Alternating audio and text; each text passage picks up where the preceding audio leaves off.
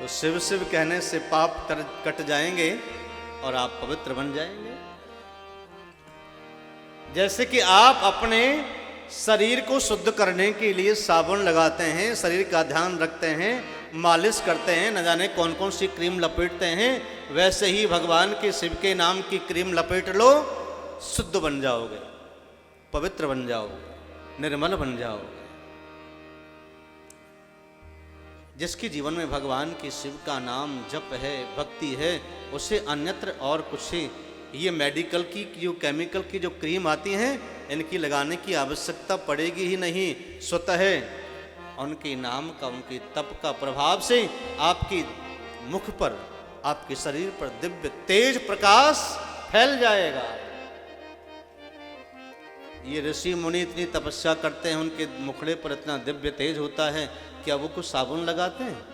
वो तो साबुन क्या, ऐसे ही बस नहा लेते हैं। एक डुबकी लगाई, राम राम राम राम शिव शिव शिव कह करके, बस लग गया साबुन, आ गई पवित्रता, हो गया मन निर्मल। यहां शौनकादिक ऋषियों ने सूत जी महाराज से पूछा कि प्रभु, इस शिव कथा को सुनकर के पापी भी तर जाते हैं क्या? सूत जी महाराज कहते हैं कि हाँ, इस कथा को सुनकर के पापी तर जाते हैं, कामी तर जाते हैं, खल मूर्ख व्यसनी शराबी जुआरी सभी इस कथा को सुनकर के तर जाते हैं। वह भी पवित्र हो जाते हैं, वह भी मुक्त हो जाते हैं। शौनकादिक ऋषि कहते हैं तो प्रभु बताइए जरा कौन कौन तर गया? सूत जी ने कहा सुनो कि आसीत की रात नगरे ब्राह्मणों ज्ञान दुर्बला दरिद्रों रस विक्रेता देव धर्म परामुखा। सूत जी कहते हैं कि एक किरातों की नगरी में एक ब्राह्मण रहता था जिसका नाम था देवराज। क्या नाम था? देवराज। लेकिन इसका काम बड़ा विचित्र था। चोरी करने वाला, जुआ खेलने वाला, शराब पीने वाला, दूसरों को सताने वाला, परेशान करने वाला, कष्ट देने वाला, राहीगीरों को लूटने वाला, ब्राह्मण होने के बावजूद भी कार्य कैसा? निकृष्ट कार्य करने वाले भी, शराब पीने वाले भी अपने आप को ब्राह्मण कहते हैं। ब्राह्मण कौन है? आज ये जान लीजिए, कौन है ब्राह्मण? ब्राह्मण वो है जो वेद को जाने, जो ब्रह्म को पहचाने और वेदों का ज्ञान अर्जन करके प्रजा का भला करे, दुनिया का भला करे, त्रिकाल संध्या करने वाला, एक रस रहने वाला, दयालु, ईर्ष्या से दूर रहने वाला, प्रसन्न मुद्रा में रहने वाला, जिसके जीवन में कोई लालच नहीं, कोई कामना नहीं, जिसके जीवन में केवल तप है, त्रिकाल संध्या करने वाला, गायत्री का उपासक, वेद पढ़ने वाला, वेद पढ़ाने वाला, वही ब्राह्मण होता है। ब्राह्मण परिवार में जन्म लेने से और आपके कर्म अगर खराब हैं तो आप ब्राह्मण कहलाने के योग्य नहीं हो सकते, आप ब्राह्मण नहीं हो सकते। कर्म से ब्राह्मण बनता है जीव, जो ब्रह्म को पहचाने, ब्रह्म को जानने की एक लालसा दिल में हो, वेदों का ज्ञान जिसके हृदय में स्थिर रूप से टिका हुआ हो, वह ब्राह्मण है। ब्राह्मण लालची नहीं, ब्राह्मण पाखंडी नहीं होना चाहिए। अगर ऐसे ब्राह्मण को आप भोजन कराते हैं, ऐसे ब्राह्मण को अगर आप दान देते हैं, तो दान देने वाला और दान लेने वाला दोनों नरकगामी हैं, कोई नहीं रोक सकता।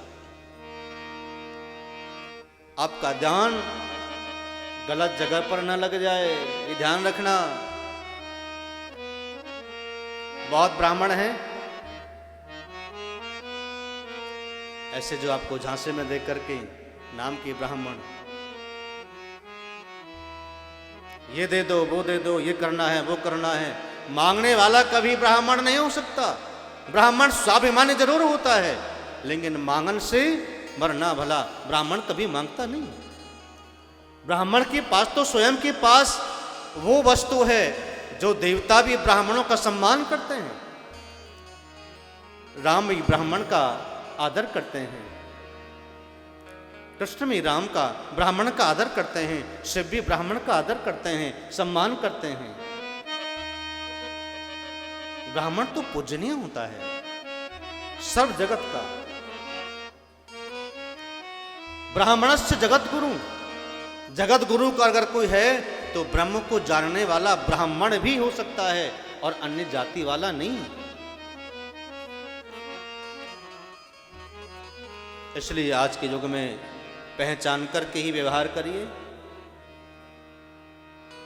मैं कोई ब्राह्मणों की ईर्षा, ब्राह्मणों की कोई अवहेलना नहीं कर रहा, लेकिन ब्राह्मण होता कैसा है वह मैं उसकी आपकी परिभाषा जना रहा हूं।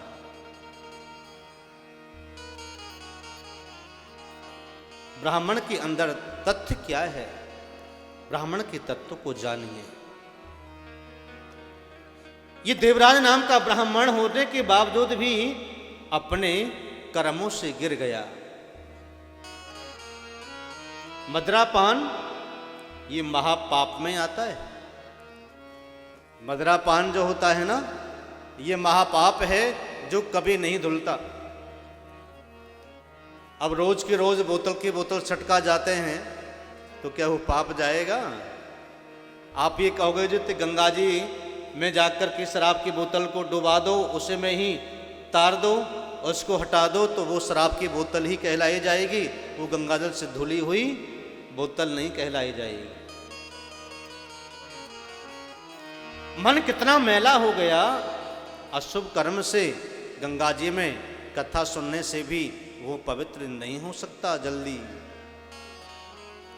अशुभ कर्मों को छोड़ करके भगवत धर्म में अगर लग जाएं, भगवान की शरण में आ जाएं, गंगा स्नान भी करें और कथामृत का भी पान करें, तो हो सकता है सुधर जाएं।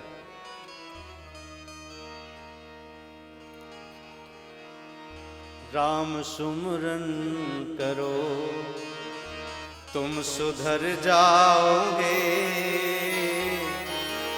हरि सुमरन करो तुम सुधर जाओगे।